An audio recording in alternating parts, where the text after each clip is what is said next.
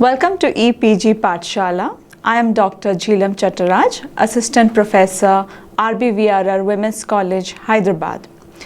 Our module today is Style, Lifestyle and Stylization of Life. It is in the paper Cultural Studies. Our objective is to know the concept of style, stylization and lifestyle in the context of contemporary popular culture. Let us begin by knowing about the concept of style. Generally, style is defined as a distinctive manner which permits the grouping of works into related categories, or any distinctive and therefore recognizable way in which an act is performed, or an artifact made or ought to be performed and made. The idea of style has long been a mode of classifying works of art. Let us understand the concept of style in the context of art, literature, linguistics, film, television, and rhetoric. We shall begin by understanding the concept of style first in the context of art.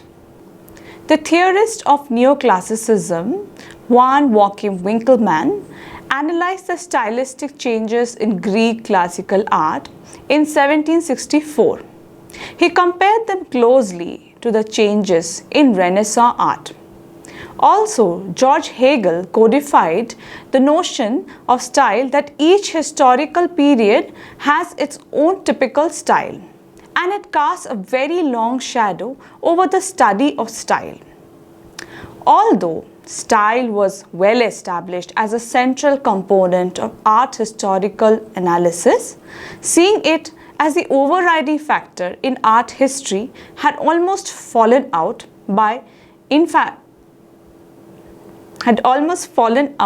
of fashion by World War II, as there were many other ways of looking at art at that time.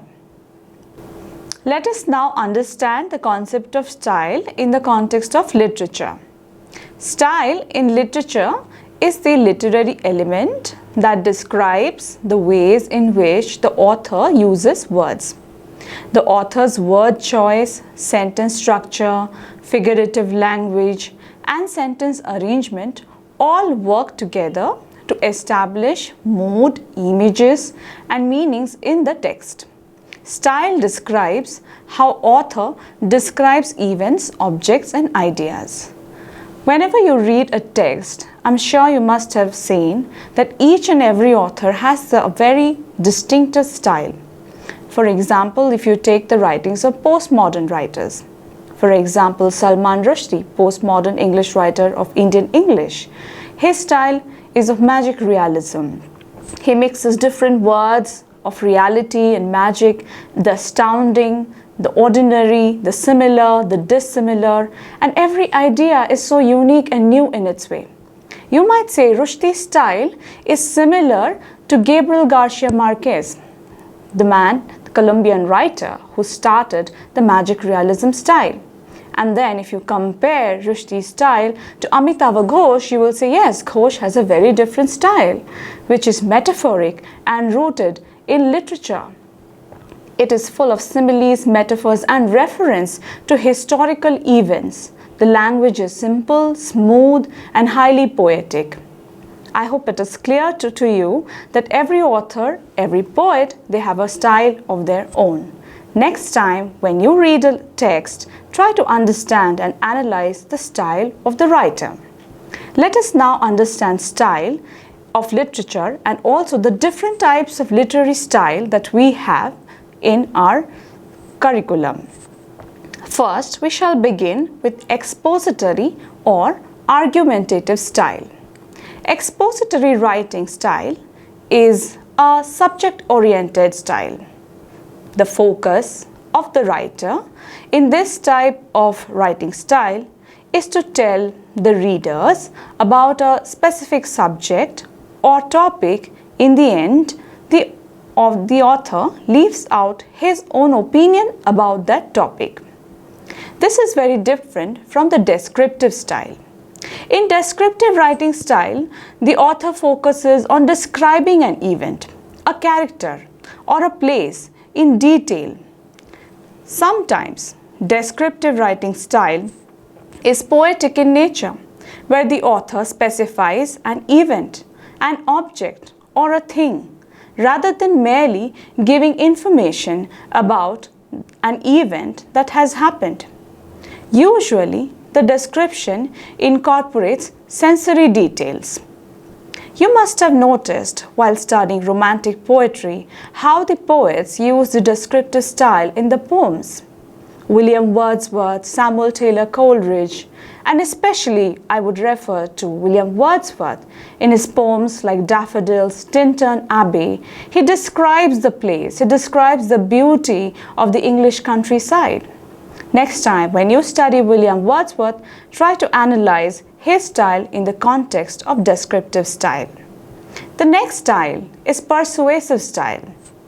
Persuasive style of writing is a category of writing in which the writer tries to give reasons and justification to make the readers believe his point of view. The persuasive style aims to persuade and convince the readers.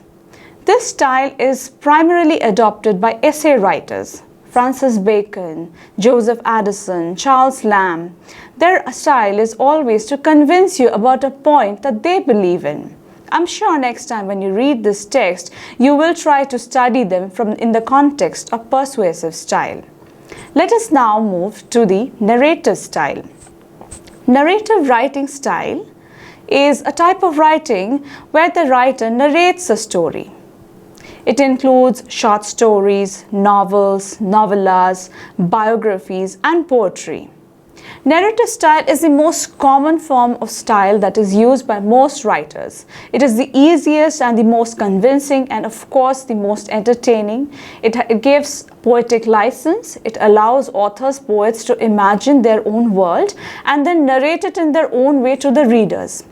It helps the authors to establish a very personal relationship with the readers.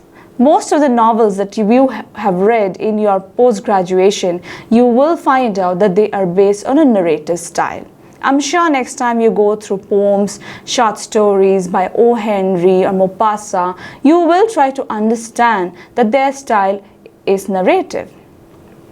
Let us now move on to the contemporary definitions of the term lifestyle. According to contemporary dictionaries, lifestyle is the particular way of life of a person or a group. This definition has been offered by the Concise Oxford Dictionary 1990. The Longman New Universal Dictionary 1985 defines the term lifestyle as an individual's way of life. Lifestyle is not an easy term. It refers to many things. Of course, our purpose here is to understand the concept of lifestyle in the larger picture of our contemporary culture. So, the term lifestyle here has not only become a part of common sense, but it is also central to contemporary consumer culture. I'm sure you understand when you see advertisements in newspapers, televisions, or while you are watching web series on internet, and if you study the products that are advertised, they are not advertised as products. They are shown as a way of life. A watch, a cup of coffee, a cell phone. They're not just products that will enhance or ease your life, but they are sold as an experience. You will have a new lifestyle once you buy these products. So we are going to understand the concept of lifestyle in the context of our present consumer culture.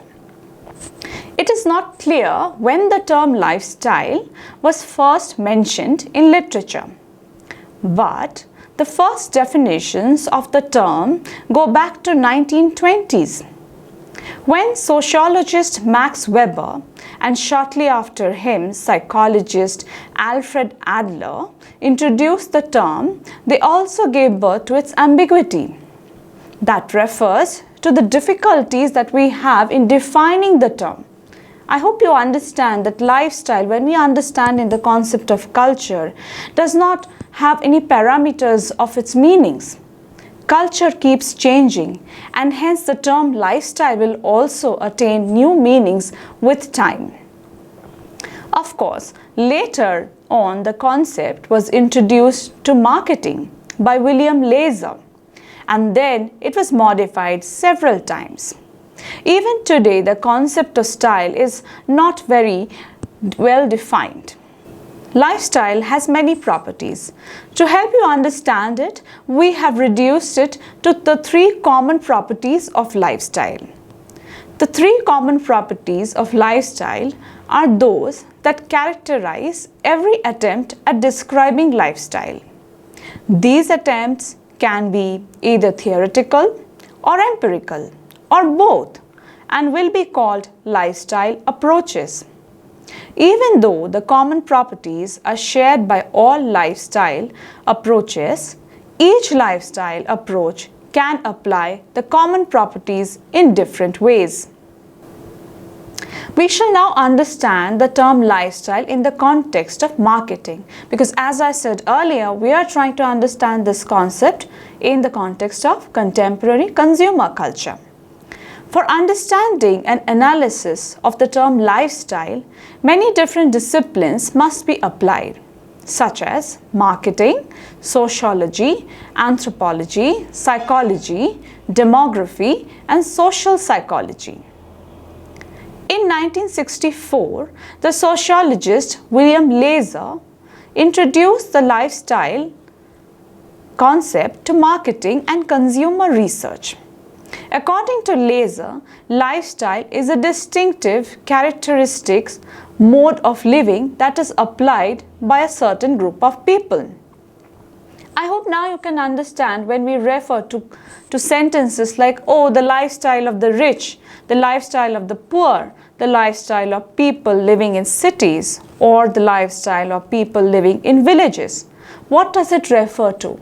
It refers to the different products, the different services, and the general way of life that these people have in a given period of time in a certain place, right? And it differs according to the culture of that place and that given period of time. So you can understand the term lifestyle and its meaning will continuously change because culture changes, hence lifestyle also changes. We shall now understand lifestyle of consumer culture. Lifestyle of consumer culture indicates a flexible way of thinking which is open to more and more consumer choices and not to morals or ethics. The term lifestyle is equally important to contemporary common sense and contemporary consumer culture. The concept is employed in different ways across a range of academic and professional discourses. We just completed understanding the term lifestyle in the context of contemporary consumer culture. There are a few points that you must remember about the term lifestyle. Number 1, there is no fixed definition of the term. Number 2, it is subject to change. And number 3, lifestyle is always influenced by a consumer culture. That means lifestyle of a certain person during a certain period of time at a certain place is only limited to that period of time. It can change depending on the objects and the services the person chooses to use. We shall now change our topic and start with the concept of stylization. What do we mean by stylization of life? Stylization of life refers to a more specific meaning, referring to visual depictions that use simplified ways of representing objects or scenes that do not attempt a full, precise and accurate representation of their visual appearance, that is, mimesis or realistic. It prefers an attractive and an expressive description. The term stylized may mean many things. Some of the definitions are: stylized may mean the adoption of any style in any context. Stylization is a natural method of rhythmic organization in decorative art, where the subordination of each pictorial element to the overall composition is particularly important. We shall now understand the concept of stylization in the context of literature. We may call this literary stylization. Stylization has often served as a means of retreating into the imaginary, idealized world of the past, or as a sign of dissatisfaction with the ordinary and commonplace and with traditional ideological and artistic norms. Stylization is sometimes associated with a free interpretation of content and the style of the first of its kind.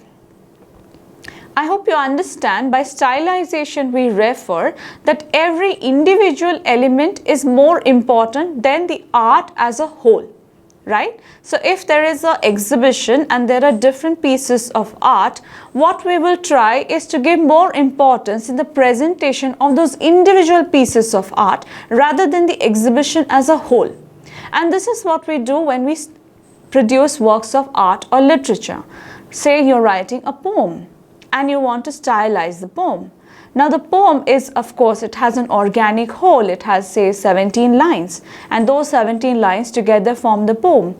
But the effect of that poem is not due to the total effect of those 17 lines. It is how you are stylizing each line. In each paragraph, in each stanza, you're trying to include more imagery or metaphors, and you're trying to complicate your message. You're trying to mix truth and beauty in each and every word of the poem. So you are stylizing each and every content, individual content of the poem, and then together it is becoming a stylized product.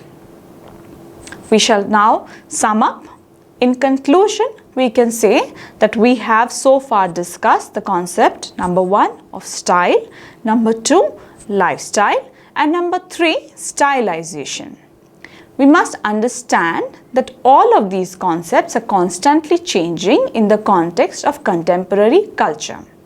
Their definitions are not finite, and a lot more research is required to understand them completely.